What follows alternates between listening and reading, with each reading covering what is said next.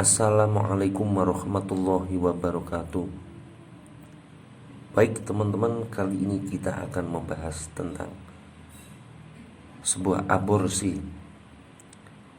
Ya, aborsi sebuah yang bisa kita katakan kriminalisasi. Dalam jangka beberapa tahun ini, generasi muda kita telah mengalami perubahan drastis dengan beberapa pergaulan bebas antar pemuda-pemudi yang kian lepas kontrol, tak terkendali, menembus pagar benteng norma bangsa kita, ajaran kita, doktrin kita. Kita sering mendengar fenomena MBI, apa ini? Married by accident, apa benar apa keliru? Pemerkosaan, pencabulan ataupun hal-hal yang lain yang dilakukan suka sama suka dalam ikatan tali tanda petik pacaran dan juga perselingkuhan. Mereka tetap tidak mau dipandang hina oleh masyarakat. Jika ternyata hubungan badan itu bisa membuahkan kehamilan, maka jalan aborsi adalah satu-satunya jalan alternatif untuk tetap menjaga harga diri mereka di masyarakat. Nah, hal yang demikian ini menjadi sebuah permasalahan untuk masa-masa generasi saat ini. Tentu ke depan akan menjadi sebuah PR bersama. Sebagai generasi kita harus bisa menciptakan alam yang lebih sehat, alam yang lebih bagus lagi. Kita memberikan sebuah contoh kepada generasi berikutnya, generasi bawah kita. Maka ini menjadi tanggung jawab kita bersama.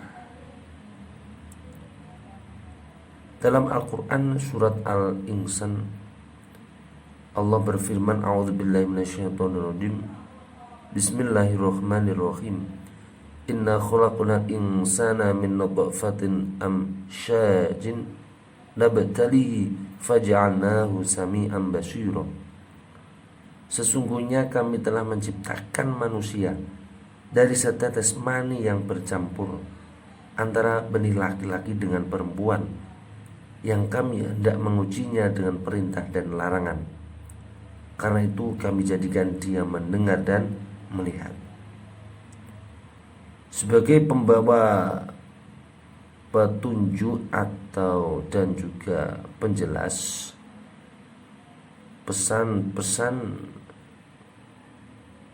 Tuhan kepada hambanya, Saranji Rasulullah menjelaskan proses penciptaan manusia di dalam kandungan ibundanya. Ya, dari setetes air hina hingga menjadi makhluk yang begitu mengagumkan, begitu mulia, seperti yang kita lihat saat ini. Beliau Rasulullah SAW bersabda, Inna ahadakum ijma'u khalquhu fi badni ummihi arba'ina yawman thumma yakunu 'alaqatan mithla dhalika thumma yakunu mudghatan mithla dhalik thumma yab'athu Allahu malakan fayu'maru bi arba'i kalimatin wa yuqalu lahu uktub amalahu wa rizquhu wa ajalahu wa syaqiyyun am sa'idun thumma yunfakhu fi ruh. Sesungguhnya salah satu dari kalian dikumpulkan di dalam perut ibunya selama 40 hari berupa air mani, kemudian menjadi gumpalan darah selama itu pula 40 hari, kemudian menjadi gumpalan daging selama itu pula 40 hari, Kemudian Allah mengutus malaikat, maka ia diperintah dengan 4 kalimat. Dikatakan padanya, tulislah amalnya, rizkinya, kematiannya, dan celaka atau beruntung ia. Kemudian ditiupkan padanya ruhnya. Ini hadis riwayat Al-Bukhari. Hadis ini mendasari pendapat bahwa pakar fikih bahwa hukum aborsi, ya, masalah ini tadi aborsi, bahwa hukum aborsi saat usia janin telah mencapai 120 hari adalah haram. Sebab sebagaimana dalam sabda Rasulullah di atas, bahwa pada hari ke-120 ini Allah telah meniupkan ruh pada bakal manusia dalam perut ibunya. Sehingga kalau sudah demikian, tindakan aborsi ini dapat dinilai sebagai tindakan pembunuhan karena sudah ada ruhnya, sudah melewati masa 120 hari atau berapa? 4 bulan. Lain halnya, ya, atau kecuali bahasanya, jika usia kandungan belum mencapai 120 hari, belum mencapai berapa? 4 bulan, maka hukum menggugurkannya tidaklah haram. Demikian pendapat Imam Al-Romli dalam kitab beliau. Namun pendapat ini adalah ada yang berbeda juga pendapatnya. Menurut Ibnu Hajar, ini menggugurkan kandungan sebelum umur 120 hari ini tetap haram. Karena apa? Karena saat air mani sperma laki-laki telah bercampur dengan ovum sel telur, maka saat itu air mani telah dipersiapkan untuk menjadi seorang manusia. Dari keterangan seperti ini, kita dapat mengetahui bahwa usia kandungan dihitung sejak terjadinya penetrasi atau pembenaman sperma ke dalam rahim. Saat itulah proses penciptaan janin dimulai.